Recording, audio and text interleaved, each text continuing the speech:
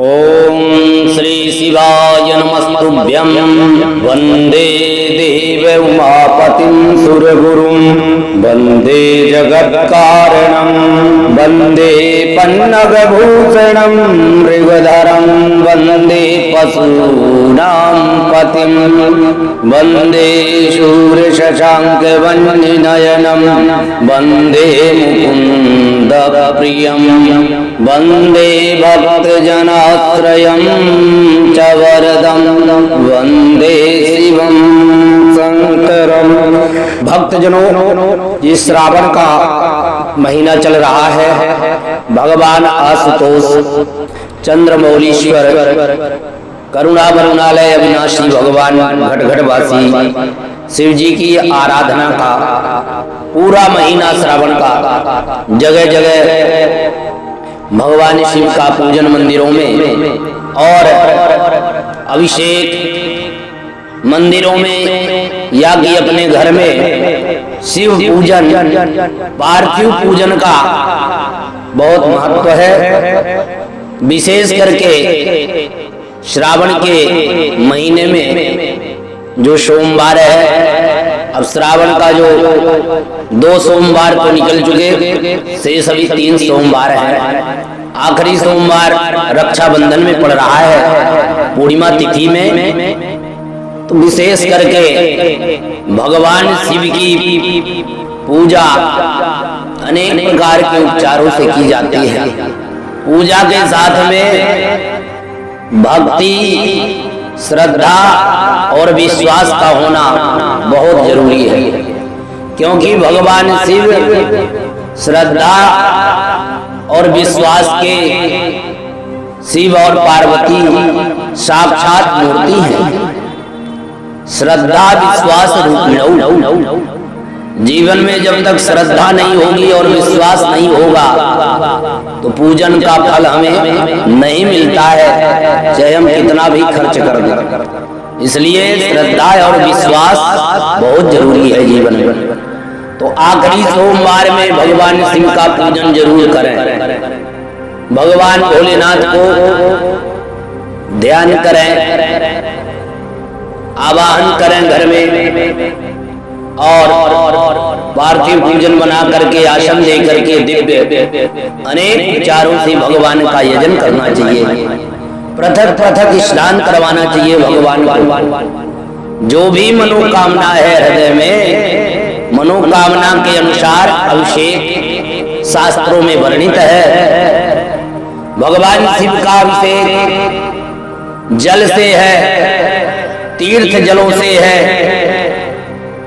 गाय के गोदूध से है, दही से है, शहद से है, घी से है, शर्करा मिश्रित जल से है, इच्छु रस गन्ने के रस से है, फलों के रस से है। भगवान शिव बहुत प्रसन्न होते हैं, इसलिए श्रावण में भगवान को बढ़िया अभिषेक करे, पृथक पृथक अभिषेक करना चाहिए। फिर भगवान को विजया है जिसे भांग कहते हैं, भांग से भी भोलेनाथ का स्नान करवावे। उन्हें सुंदर भस्म है और अष्टगंध है, चंदन मिश्रित जल से स्नान करवावे, गंगा जल से स्नान करवावे, गुलाब जल से स्नान करवावे, शुद्ध जल से स्नान करवा करके भगवान आशुतोष भोलेनाथ को श्वेत वस्त्र, कच्चा सूतिया की मौली अर्पण कर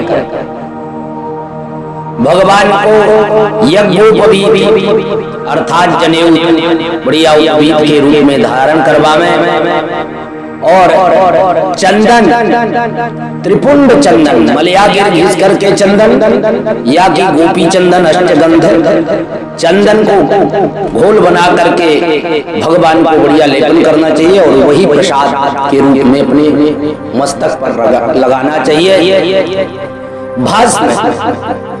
भस्म भगवान को बहुत प्रिय है।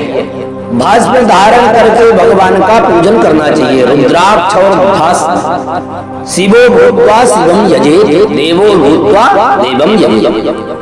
भगवान शिव का ध्यान करके वही स्वरूप का और वही स्वरूप जैसे बना करके भगवान शिव का पूजन अभिषेक करना चाहिए।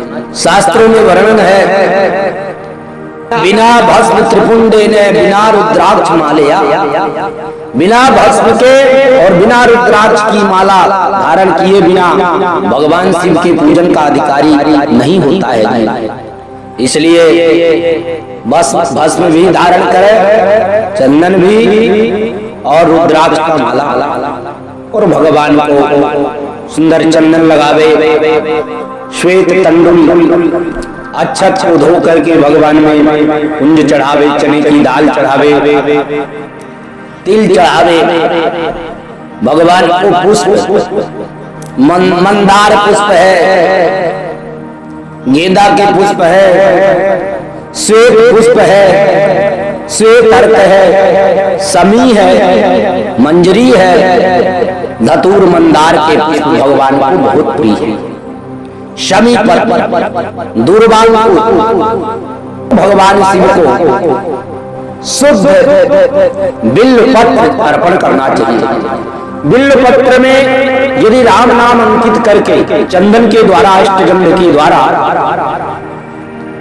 तीनों दलों बढ़िया राम नाम अंकित करके लिख करके और भगवान शिव को 108 नामों से अर्पण करना चाहिए।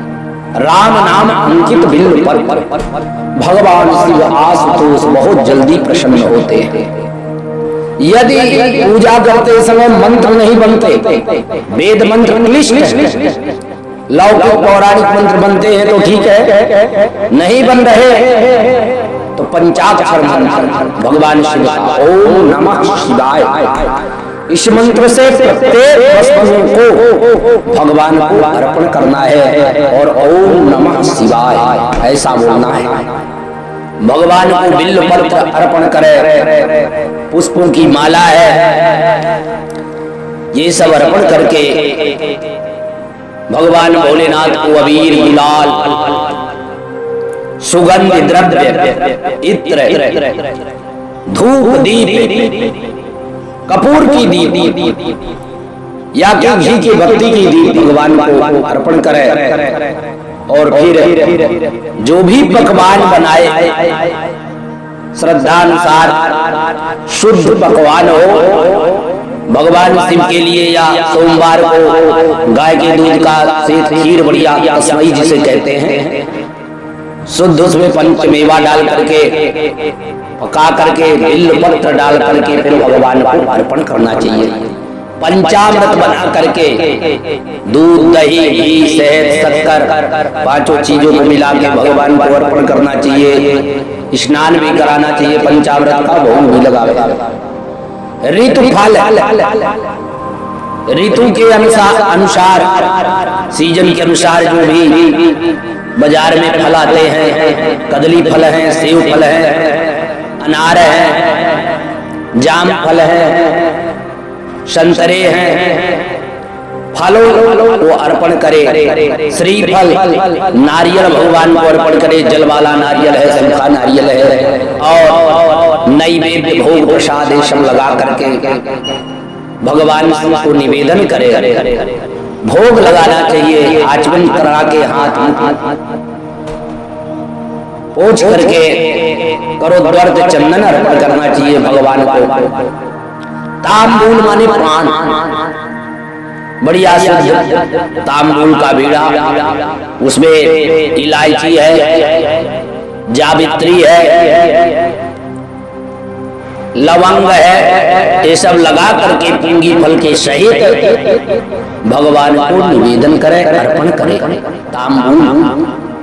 और फिर भगवान शिव को मुद्रा दक्षिणा श्रद्धा अर्पण करना चाहिए। फिर भगवान से पूजा करने के बाद में जो भी मनसा वाचा कर्मणा से पूजा करते समय मन के द्वारा, तन के द्वारा, वाणी के द्वारा या कि सामग्री के द्वारा यदि कुछ कमी त्रुटि हो जाती है तो उसके निवारण के लिए स्तोत्र भगवान से क्षमा मांगे। जैसे प्रिय स्तोत्र है भगवान का, कोई भी स्तोत्र के द्वारा भगवान को निवेदन करे, स्तुति करे। स्तोत्रम कस्य तुष्टये, पंचाक्षर स्तोत्र है, रुद्राष्टक स्तोत्र है, महिमन स्तोत्र है, लिंगाष्टक है। अनेक प्रकार के शिव को प्रसन्न करने के लिए आस्तुत भगवान को स्तोत्र बनाए गए हैं, क्षमापन मंत्र बनाए गए हैं। उनसे भगवान का यजन करके स्तोत्र के द्वारा स्तवन करे, भगवान शीघ्र प्रसन्न होते हैं और मनोवांछित वर देते हैं। भक्त के हृदय में जो भी आकांक्षा, इच्छा, जिज्ञासा रहती है भगवान उसे पूर्ण करते हैं। इसलिए भगवान आशुतोष है, बहुत जल्दी प्रसन्न होने वाले।